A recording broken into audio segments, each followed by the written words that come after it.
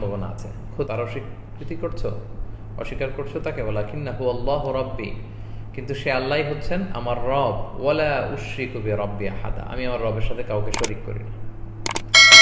তাহলে সে ছিল বিশ্বাসী। এবং সে আরো নসিহত করে বলল, ওয়ালাউলা ইদ দাখালতা জান্নাতাকা কুলতা মাশা আল্লাহ, তুমি যখন তোমার বাগানে প্রবেশ করলে তুমি বুক ফুলিয়ে অহংকার না করে মাশা আল্লাহ কেন বললে না?